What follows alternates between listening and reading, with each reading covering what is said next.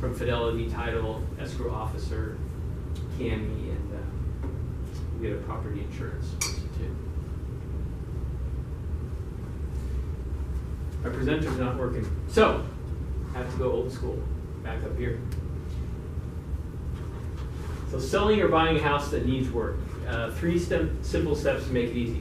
So the idea of this workshop is to talk about selling or buying a house, and the typical house that's move-in ready or new construction, that's familiar to most people.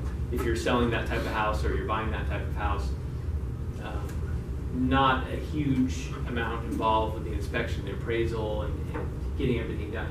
But if there are things that need to be done, if the house needs work, that's what we're going to talk about a little more specifically, and in a few different steps.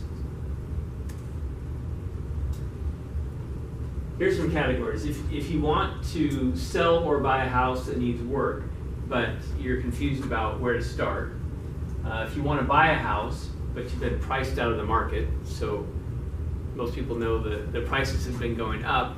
So what happens is a lot of times people are moved to renting,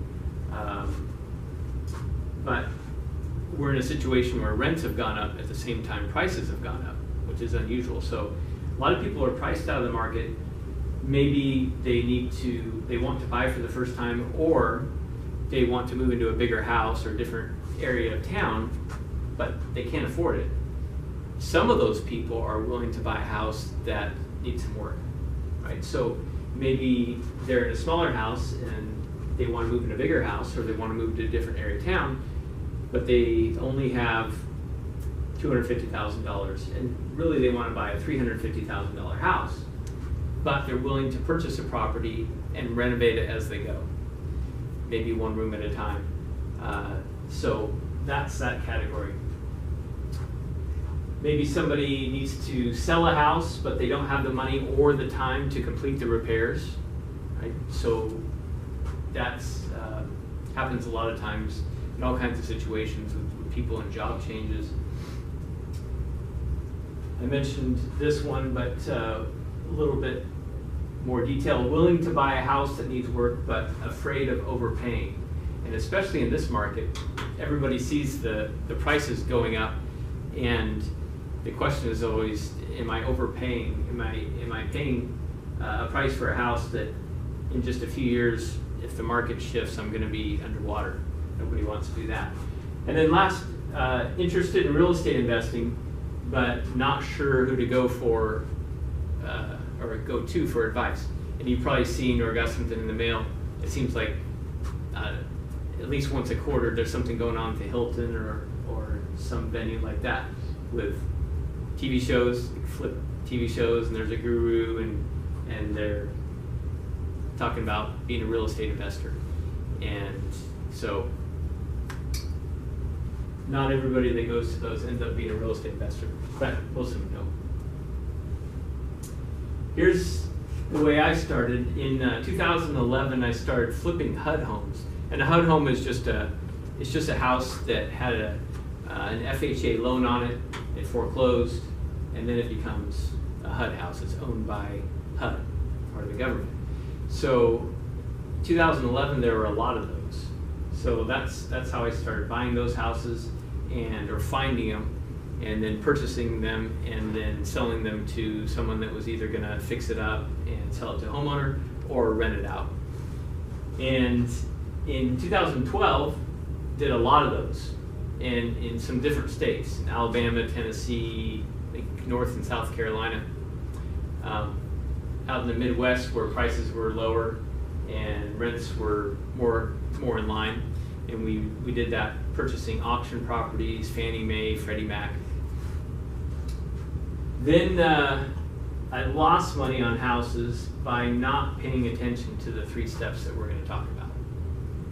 So those, in fact, it was a few different houses, and it was around the same time period. From 2013 on, I worked directly with homeowners. So HUD and auction, you're going to the lender or some kind of institution, but starting with 2013, work directly with the owners. This is the idea, hopefully we're going to communicate here, is that nobody should have to experience figuring out real estate on their own.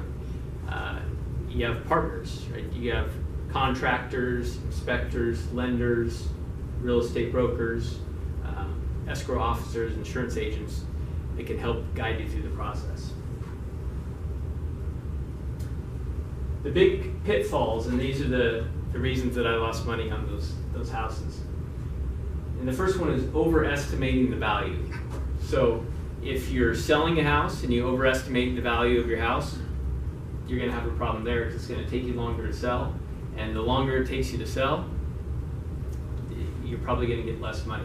Especially in this market, if a property is sitting there very long and somebody looks and they see how long it's been on the market, immediately they're going to think, well, what's wrong with it, right? And there's so many other properties to move on to. Spending more money on repairs than expected, and it may have happened, but I don't remember spending less than we thought we were going to spend on repairs. Maybe we were on, but it was almost always more than we expected.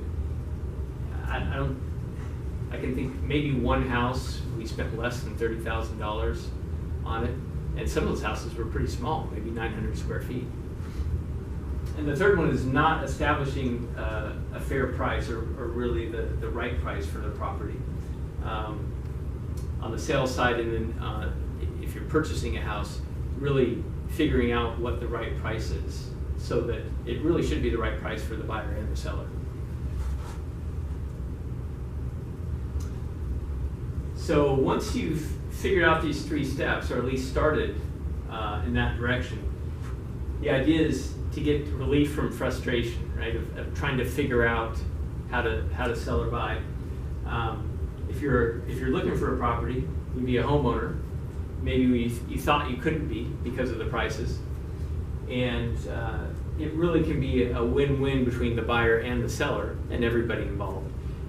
What you don't want, none of us want, is one person feeling like they lost and one person feeling like they won.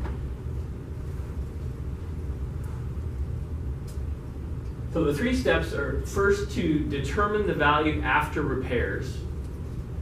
So you have the property as it is if it needs work, and then the value of it after it's fixed up. 2 different things.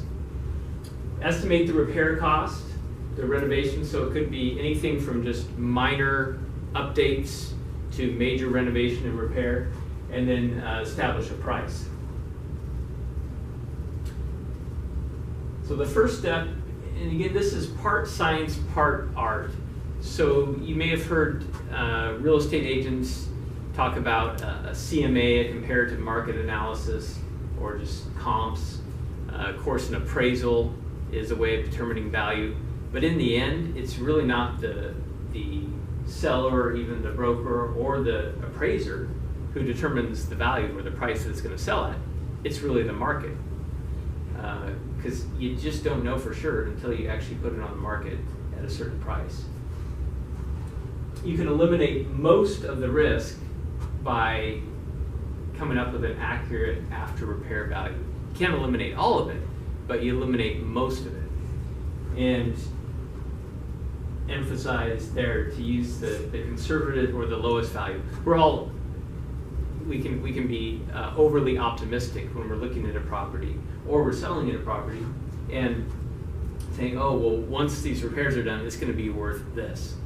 And we tend to naturally, if we get a range, they say, okay, it's going to be worth between 300 and 350. Our tendency is to think, well, it's going to be worth 350. Well, that increases the risk by $50,000, really.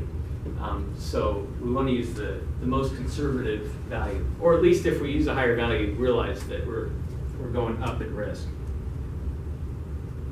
The 3 tools, and most common tools for determining value, number 1 is getting an appraisal. Of course, you got to pay for that. So right now, those can be $700-800 for an appraisal. And still, if you ever look at an appraisal, it's still an opinion of value. It's someone's opinion. And I've seen I've seen properties, I've purchased properties, sold properties that weren't anywhere near their appraisal. So just because you pay an appraiser to do it doesn't mean it's going to be right on. A CMA that real estate brokers will provide through going on to the multiple listing service and looking at properties. It's more accurate than just what's available to everybody, but it's still in the end going to be based on someone's opinion. But that's where you're really going to be able to compare all the amenities of a property, beds and baths, and the condition. And then you have online value indicators. Most common that most people use now is Zillow, right? So most people look at that Z estimate and they think that's what their property could sell for right now. And I guess it's better than nothing, but it's probably the least accurate. Redfin is another tool that's available to everybody, and Redfin is more accurate than Zillow just from the perspective you can look and you can look at properties that are active, so they're listed on the market, so you can see what they're listed for. That doesn't mean they're going to sell for that.